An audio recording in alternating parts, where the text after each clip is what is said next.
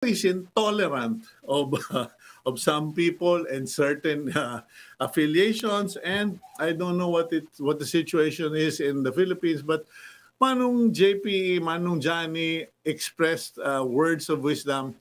Maghinay-hinay po tayong lahat, but I would also say the same thing to President Duterte. Patapos na po yung iyong term, okay? Huwag na kayong magpainit dyan. Kumbaga, let the river flow. Because as you said, you're old enough. Even if your enemies wanted to prosecute you and persecute you, you're not going to live forever. Kung si Imelda nga, hindi ba? Si First Lady Imelda Marcos, inabot na ng 88 eh. Di ba? Parang, I don't know how old she is exactly, but do you ever think that those who have been running after her is gonna put her behind bars? Well, in a while. And that's the justice system in the Philippines. Anyway, let's go to pleasant things.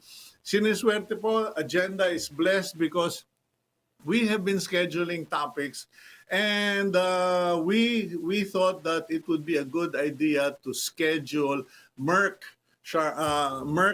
Pharmaceuticals in the Philippines, Merck Sharp and Dome, because they have an interesting new product na by coincidence or by God's blessing, biglang nabigyan yata ng emergent compassionate use authority or permits. Let's go to the President of the Pharmaceutical Healthcare Association of the Philippines and Managing Director of Merck Sharp and Dome, Dr. Beaver Tamesis. Dr. Beaver, good morning. Morning, Cito. Thank you for inviting us. Well, no, welcome back. You're a regular here in the program, essentially because you're the president of PHAP. But we felt that, well, siniswerte lang kami, nakachamba, na in-schedule ka namin today. And kailan lumabas, it was announced that I think the Food and Drug Administration is now authorizing emergency use pa o compassionate use? Compassionate special permit. Okay, compassionate special permit of your, ano bang tawag nitong, Molnupiravir? Yes, Molnupiravir. It's Okay. a very potent antiviral, specific antiviral agent naman that we've developed for use in COVID-19 cases. Mhm. So we're very excited about the data that we just released last week. Yeah, tama-tama. Everything's moving very quickly. Okay, now we first talked about this medicine about 6 months ago, and you were highly secretive. You wouldn't give me an inch of information. Now I'm going to squeeze you for all your worth. Go ahead. No, but just for the benefit of our viewers, what exactly is this? Because we've all been talking about vaccines, but now they said this is treatment medicine. What form of a medicine? You're the doctor. Could you please educate us? Sige. Let's begin first by talking about the spectrum of disease, right?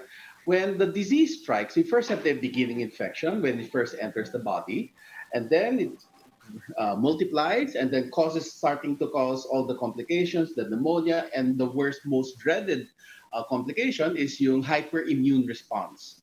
So far, all of our treatments have really focused on the hyperimmune response because that's the one that kills people. That's the one that causes people to get intubated, inability to oxygenate, etc. But we've been sorely lacking in the early part when the patient first gets infected. We have something in the middle to take care when the virus is starting to develop pneumonia, yan yung mga remdesivir and then the antibiotics, etc. But we've never had anything early treatment. We've had prevention, which is the vaccines, to try to prevent the virus from even entering. But now we actually have something that treats when the virus is starting to enter the body and start to replicate or multiply inside the body. Molnupiravir is designed to actually work on the multiplication process or how the virus makes copies of itself. The molecule, Molnupiravir, inserts itself into the way the virus makes copies. It mimics one of the molecules necessary for the virus. It's so subtle a difference, the virus doesn't recognize it as a fake. Yung pala fake news to. It's a fake molecule that the virus thinks it's its own.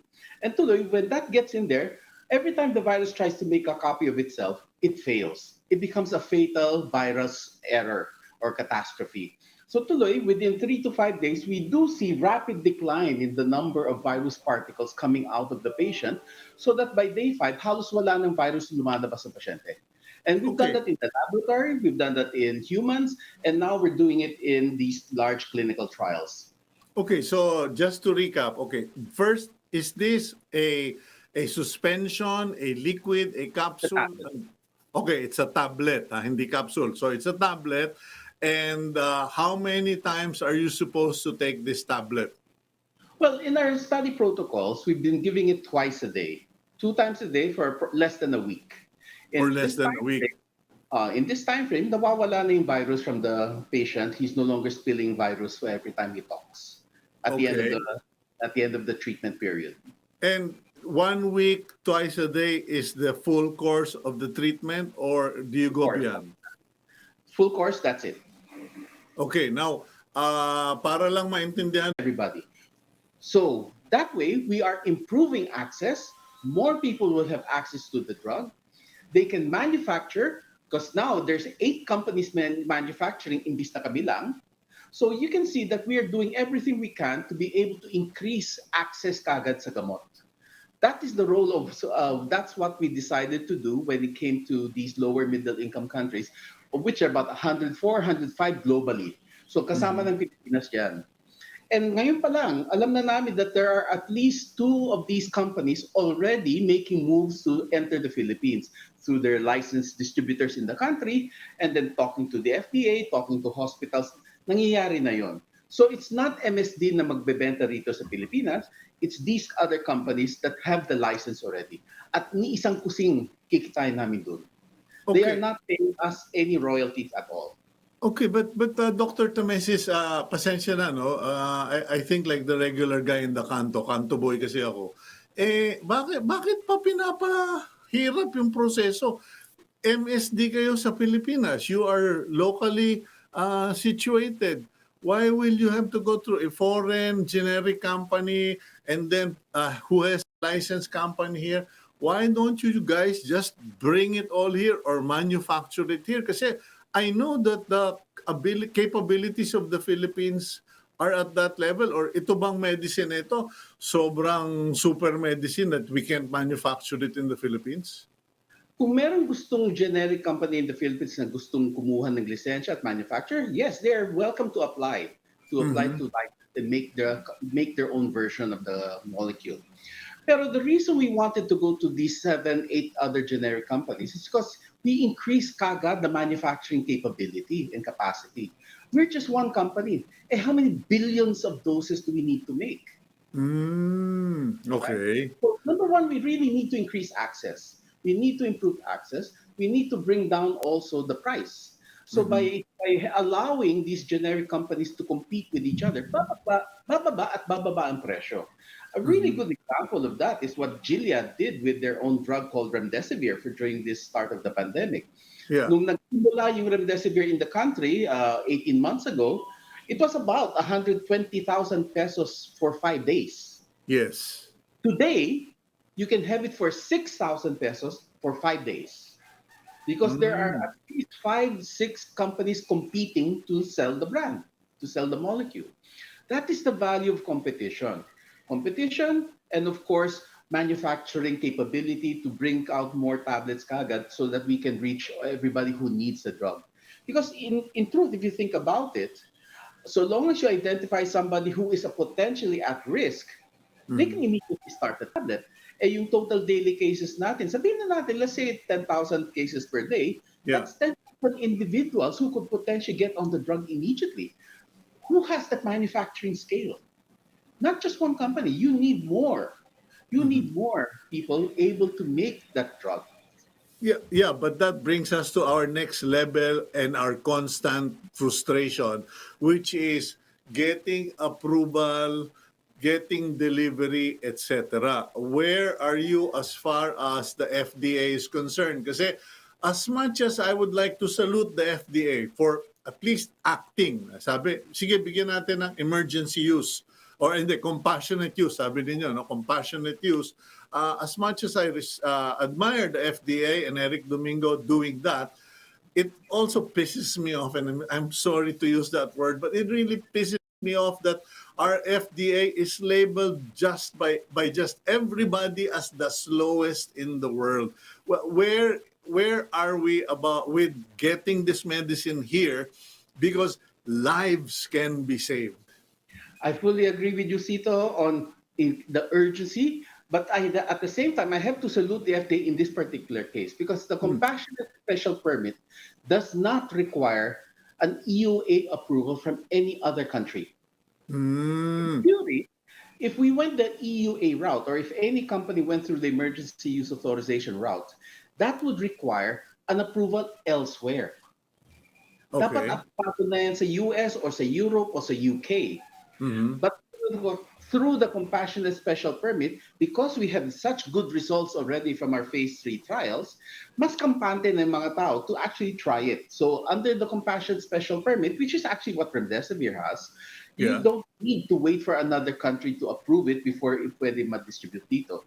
Hence, nagsisimula na talaga itong mga local licensees and the generic companies who are the principals, mostly coming out of India, nagsisimula na sila to actually look at how to distribute it properly. Now, at the same time, meron din kaming quality assurance. Porque pinamigay namin sa generic companies, that doesn't mean na hugas kamay na kami doon. No, we have insisted on making sure that their quality matches the quality that we desire or is needed for this drug to work. So that's a contractual obligation. So yes, hopefully these licensed companies will deliver a quality product at the soonest possible time and in sufficient quantities to meet the demands of our society. What is the situation at the moment? Because I remember when people were talking about the vaccine.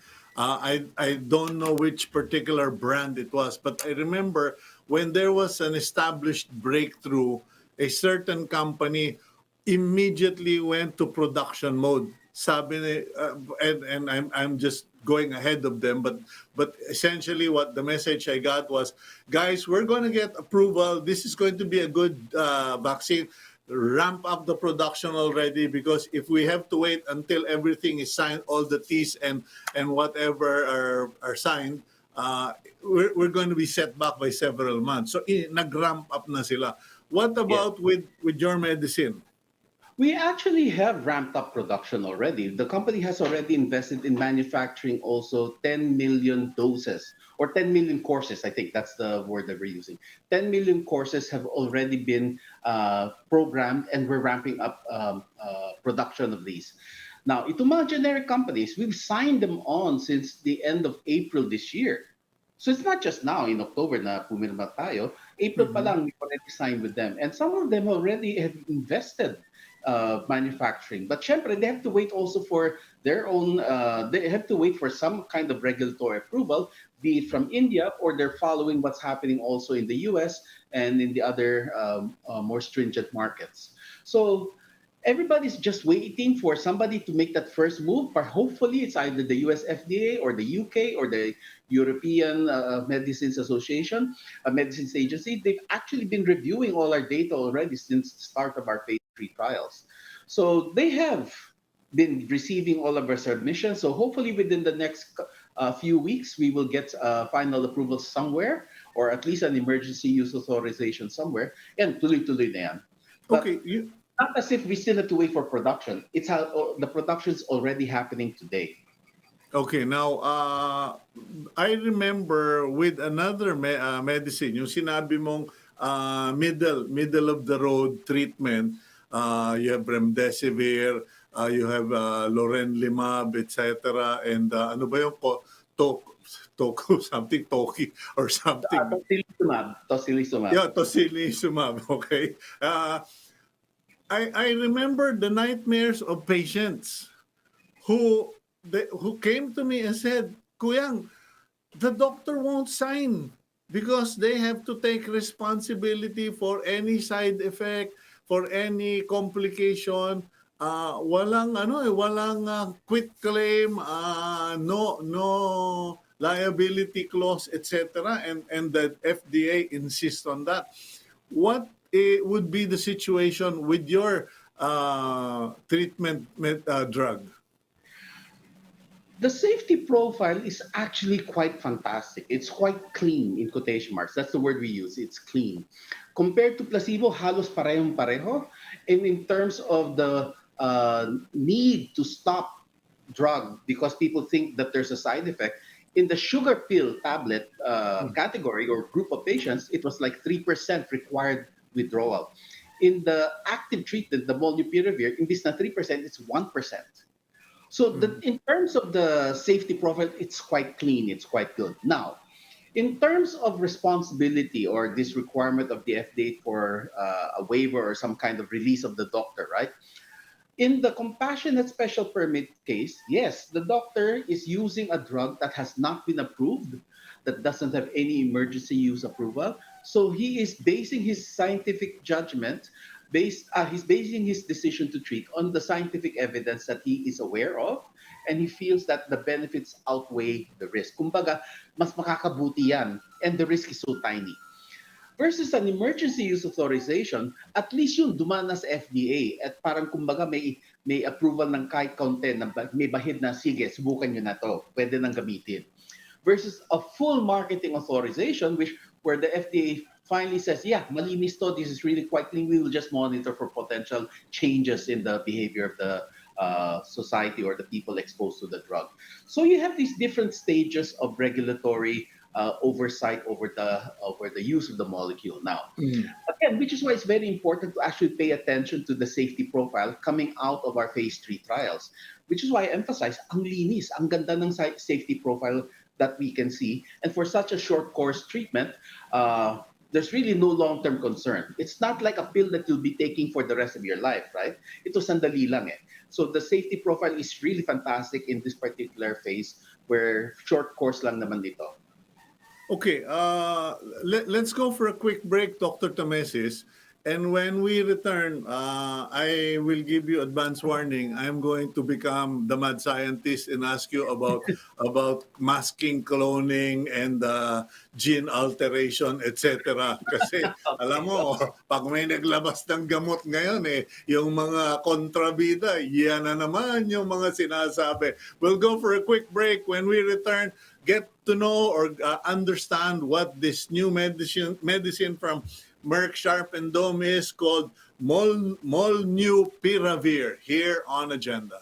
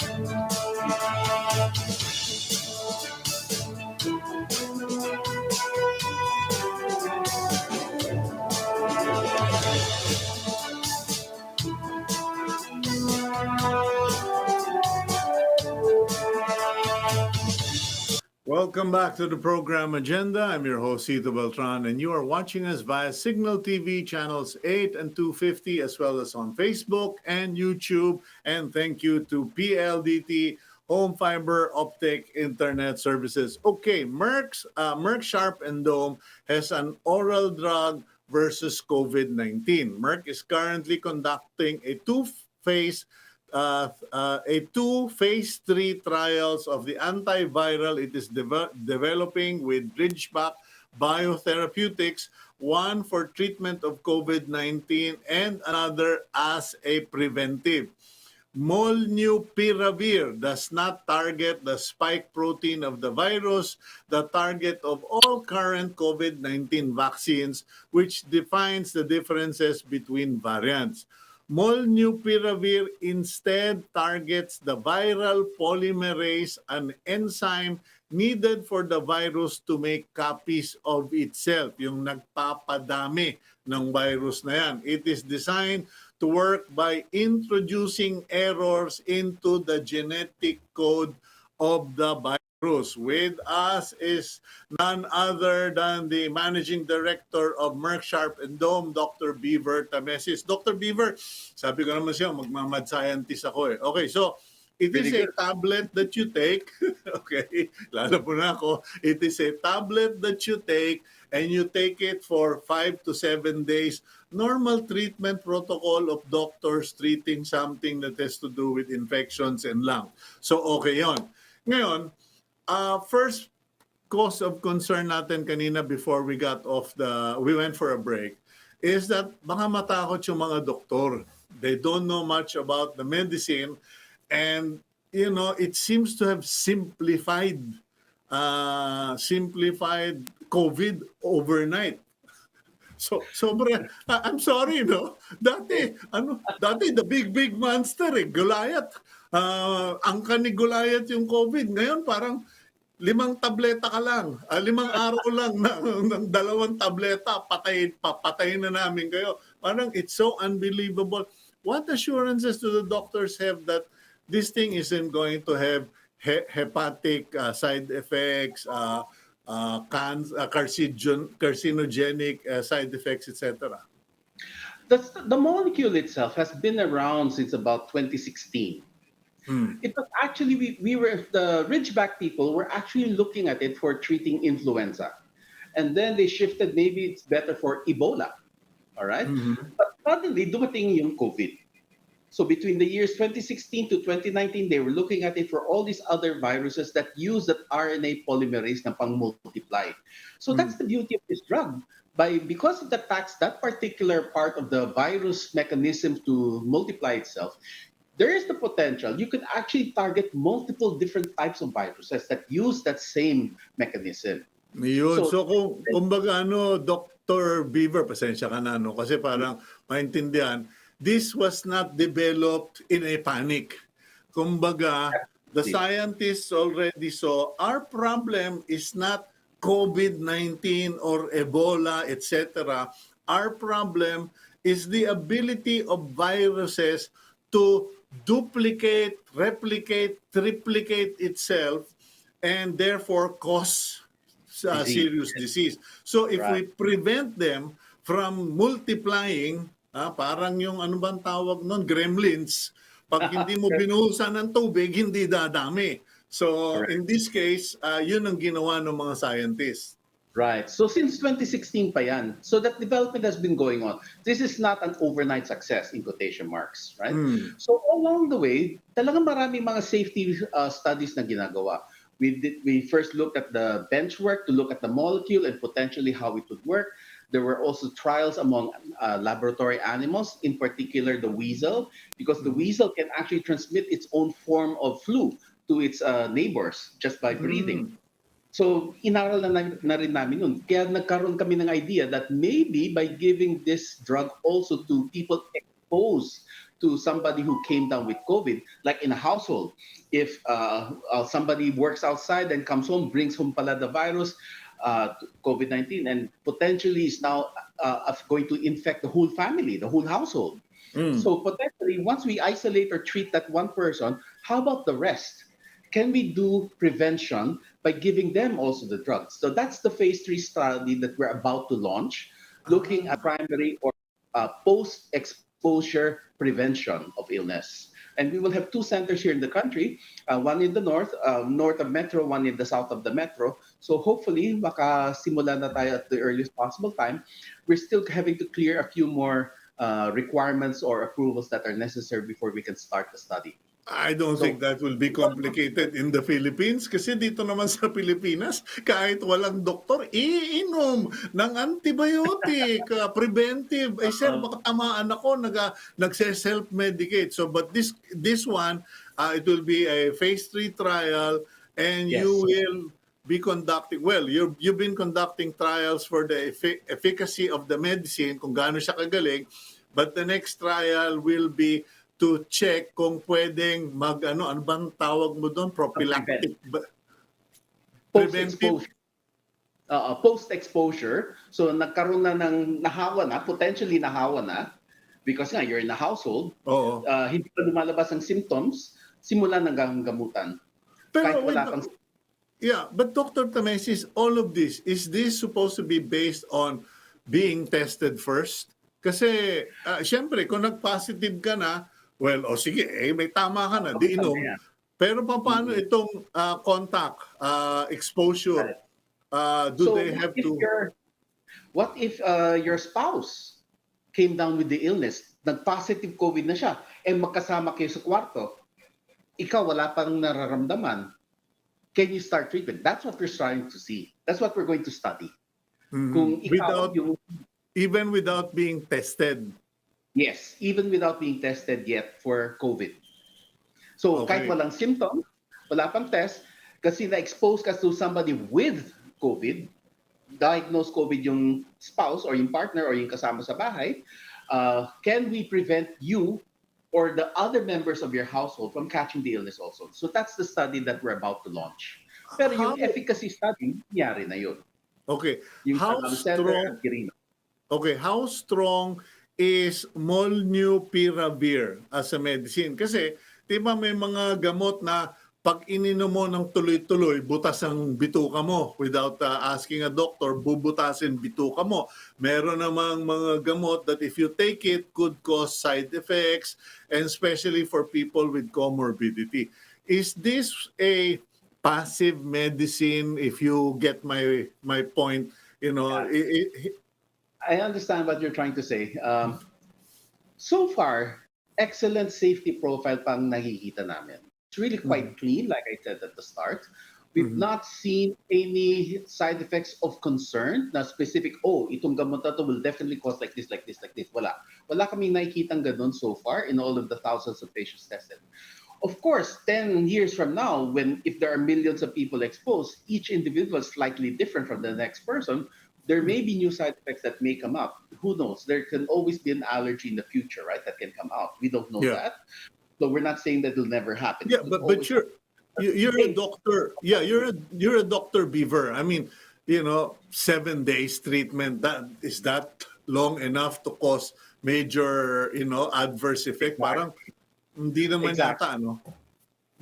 Really, that's why it's not like a cholesterol treatment where you have to really monitor for long-term side effects. Talagang merong ganon. There's always the possibility. Or even yung pang high blood or yung pang diabetes, syempre marami kami mga concerns that we monitor for the long term. Pero that's the point.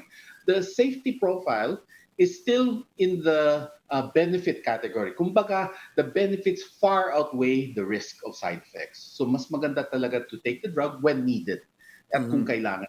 Pero alam mo, believe ako sa Dr. Tamesis, not only are you a good doctor, you're really well-chosen head of the PHAP. Kasi nalusutan mo yung isang tanong ko eh. yung isang, yung isang tanong, how much is that? Ano ba yun? How much is that? To be honest, I can swear on a stack of Bibles or whatever religious you want me to swear upon. I don't know. I don't know the price. Why? Because precisely as I said, MSD or Merck Co in the Philippines is not going to be the one marketing or selling the drug. It will be the 8 generic companies that are already making moves to enter the country that will be selling at their price. I cannot dictate to them. They have their own cost. They have low cost manufacturing. But is this going to be equivalent to the most expensive antibiotic in town or whatever? Kasi parang I certainly hope not. Because that's precisely the reason why we signed these contracts. Ang habol talaga namin is for the lower middle income countries tulad ng Pilipinas, rapid access to the drug, manufacturing capability, and affordable. It must be affordable. That's the reason we did it. Mhm.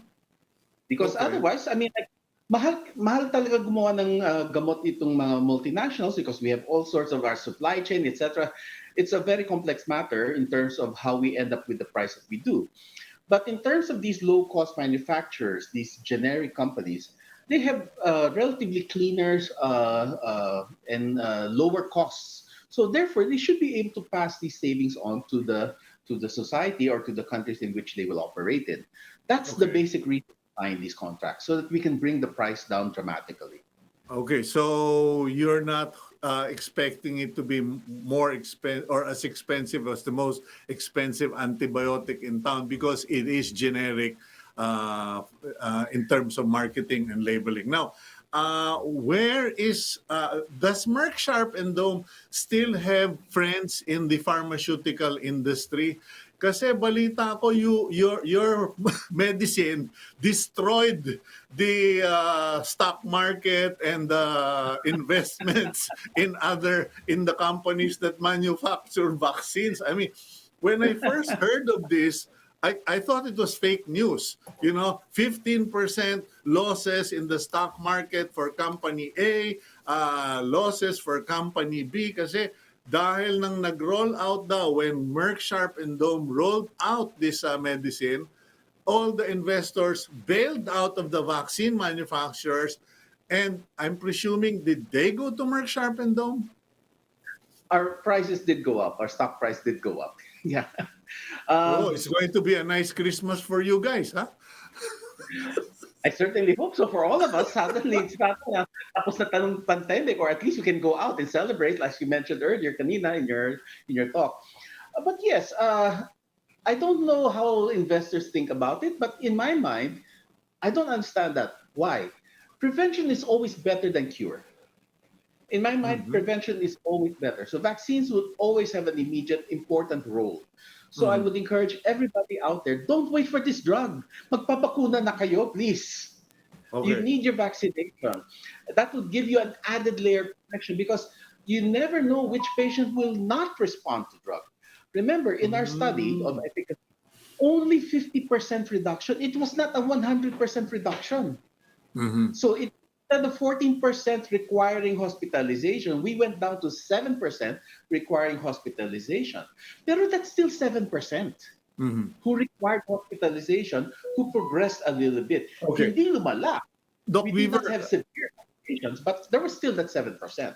okay, if you would allow, let's go for a quick break, and then when we return, I want to pursue that discussion. We'll be right back here on Agenda.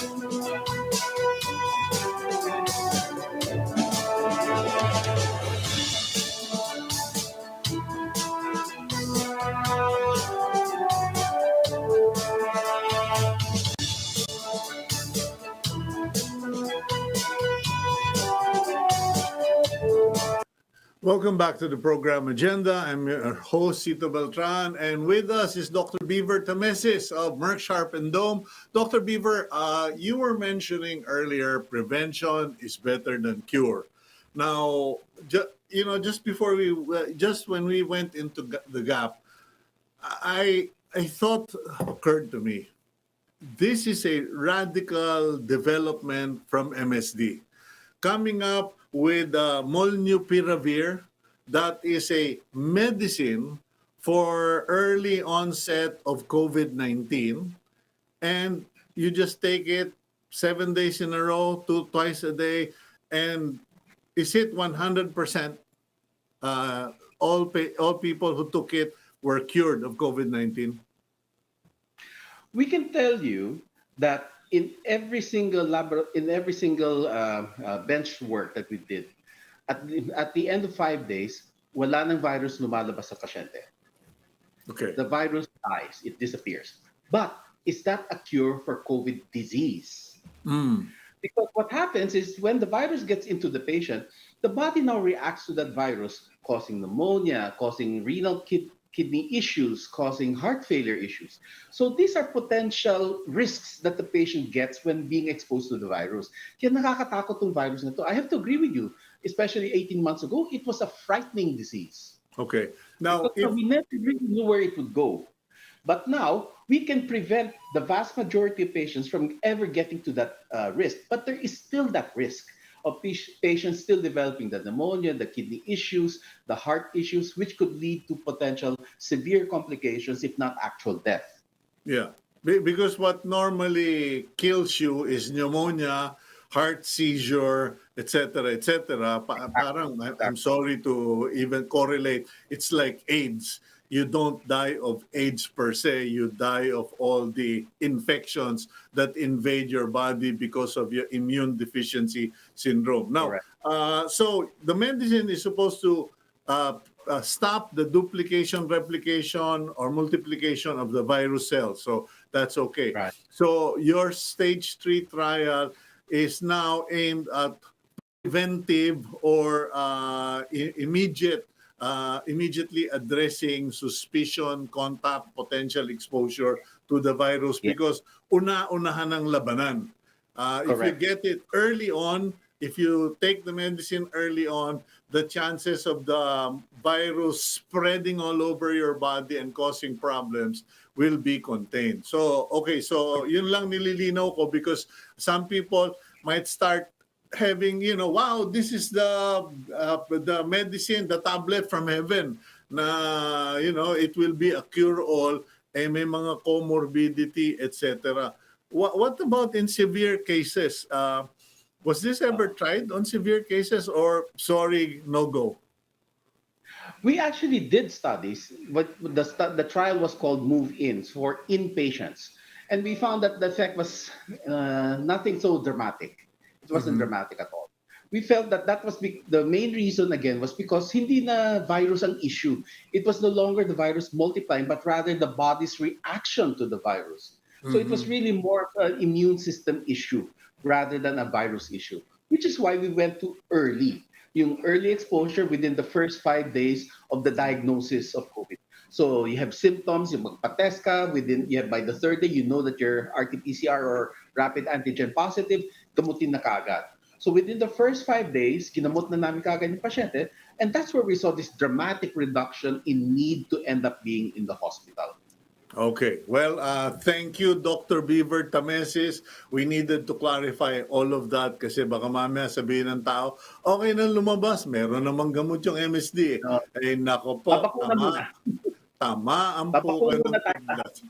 Okay. Anyway, congratulations to MSD and we sincerely hope that all your other trials, particularly the contamination trials or exposure trials will work out great for everyone concerned. God bless you, Dr. Beaver. Have a happy weekend. Thank you. You too, Cito. Great to see you again. Okay, that's Dr. Beaver Tamesis of Merck Sharp and Dome. He is the managing director of the company, and I leave you the Lord's commanded blessing. The Lord bless you and keep you. The Lord make his face to shine on you and be gracious to you. The Lord lift up his face toward you and give you peace. Happy weekend and thank you, Lord, para sa isang linggo ng kalusugan at pag-aalaga mo sa amin. God bless all of you.